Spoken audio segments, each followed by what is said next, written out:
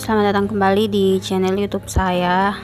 Untuk video kali ini kita akan kembali membahas soal UKOM dan fokusnya pada bidang keperawatan komunitas dan keluarga part 2. Dari hasil latihan kemarin saya mengidentifikasi ternyata masih banyak teman-teman yang belum paham atau keliru menjawab, khususnya pada bidang keperawatan komunitas dan keluarga. Semoga pembahasan ini dapat membantu.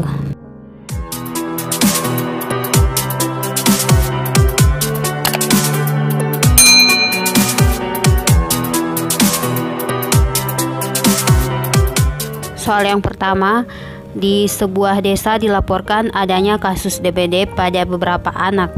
Pihak puskesmas melakukan rekapan dan menemukan ada 18 kasus DBD dalam 1 bulan terakhir.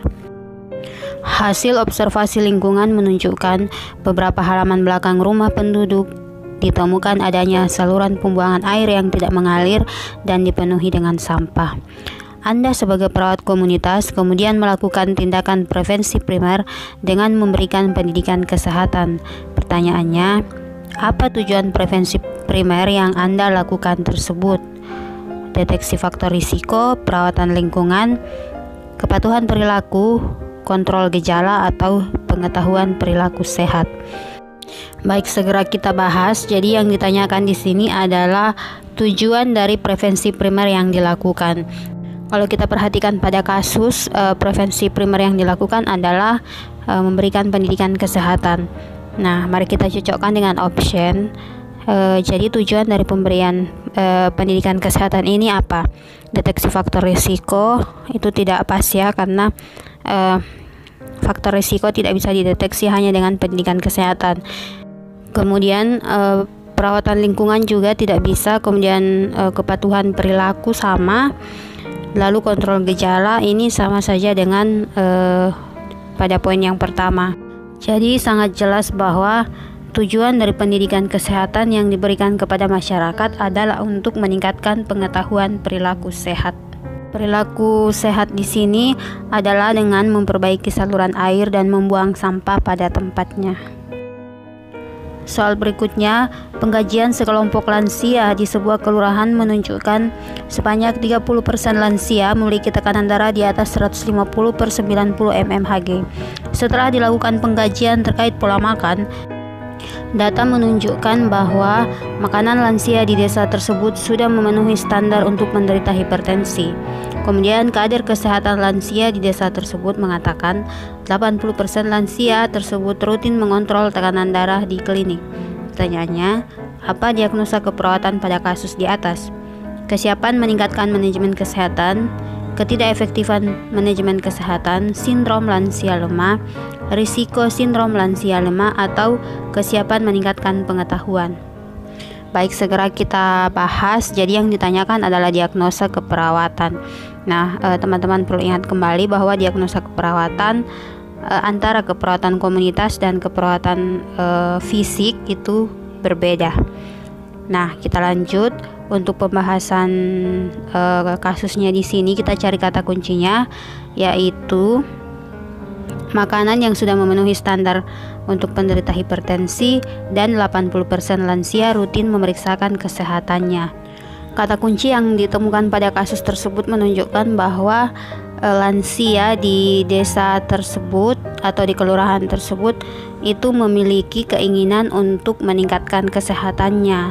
Dibuktikan dengan standar makanan yang sesuai untuk penderita hipertensi, dan bahkan 80% lansia itu mengontrol tekanan darahnya ke klinik, sehingga diagnosa yang paling benar adalah diagnosa potensial. Diagnosa keperawatan potensial dimulai dengan kata kesiapan.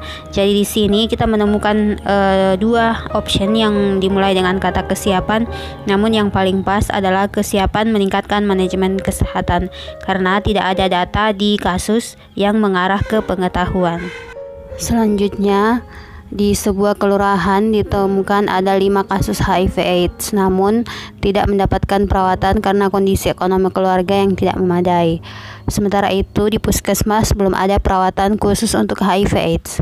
Penderita HIV/AIDS tersebut tampak masih aktif beraktivitas bersama dengan warga lainnya. Anda sebagai perawat komunitas melakukan screening kesehatan di kelurahan tersebut. Pertanyaannya, apa tujuan Anda melakukan screening kesehatan tersebut? Meningkatkan kesadaran masyarakat, meningkatkan derajat kesehatan masyarakat, kontrol terhadap kelompok berisiko tertular, efektivitas program komunitas, atau meningkatkan perilaku pemeriksaan kesehatan. Baik, kita segera bahas. Jadi yang ditanyakan adalah tujuan dari melakukan screening. Nah, kalau kita kembali ke asuhan keperawatan komunitas, screening ini berada di prevensi sekunder.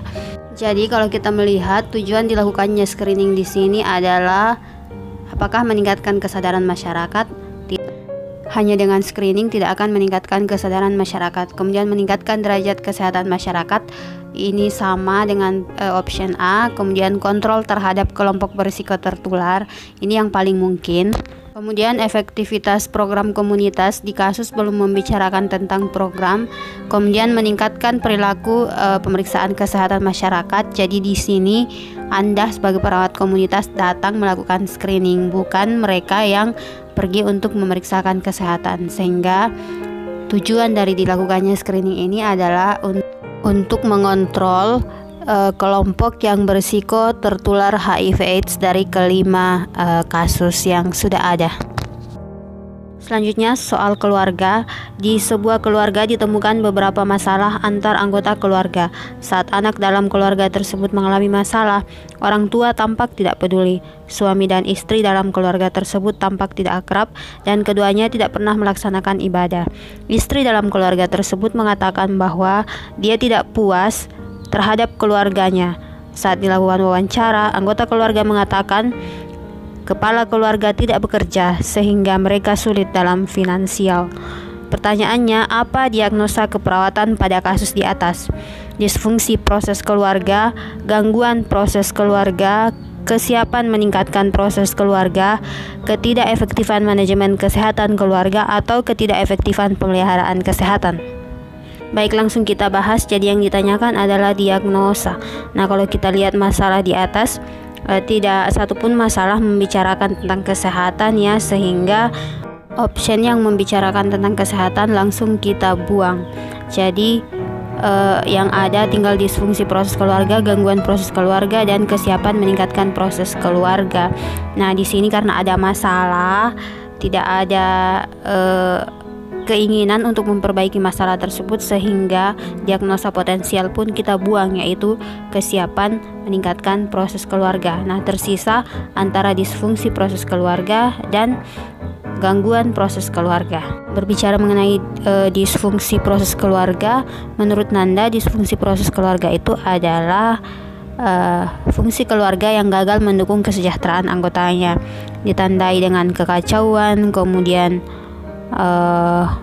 konflik, lalu penyalahgunaan zat, ketidakdewasaan, dan yang paling penting adalah kegagalan untuk menyelesaikan tugas perkembangan keluarga.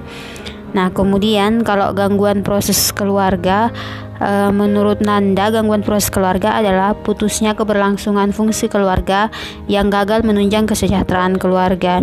Hal ini ditandai dengan perubahan kepuasan terhadap keluarga, perubahan pola komunikasi, perubahan keintiman, kemudian perubahan pola hubungan, dan penurunan dukungan satu sama lain. Jadi kalau misalnya kita menghubungkan dengan kasus di atas, yang paling tepat adalah gangguan proses keluarga. Soal terakhir, di sebuah keluarga dengan tahap perkembangan 5 atau keluarga dengan anak remaja, didapatkan data bahwa remaja dalam keluarga tersebut suka berbohong, membuat kekacauan, sering marah-marah, dan ketagihan merokok. Saat dilakukan pengkajian, didapatkan data bahwa keluarga tersebut gagal menyelesaikan tugas perkembangan keluarga dengan anak remaja. Pertanyaannya, apa diagnosa keperawatan pada kasus di atas? Jadi masih diagnosa dan optionnya sama dengan sebelumnya. Jadi karena tidak membicarakan masalah kesehatan fisik, jadi kita buang yang berbicara mengenai kesehatan. Dan di atas juga tidak ada menunjukkan tanda-tanda keinginan untuk memperbaiki masalah, sehingga kesiapan meningkatkan proses keluarga kita buang, dan yang tersisa adalah disfungsi proses keluarga dan gangguan proses keluarga. Nah, kalau teman-teman masih ingat penjelasan saya pada soal sebelumnya, teman-teman langsung sudah bisa menebak bahwa yang benar adalah disfungsi proses keluarga. Nah, di sini ada kekacauan, kemudian yang paling penting adalah tidak mampu menyelesaikan atau kegagalan menyelesaikan tugas perkembangan keluarga. Jadi yang benar adalah disfungsi proses keluarga.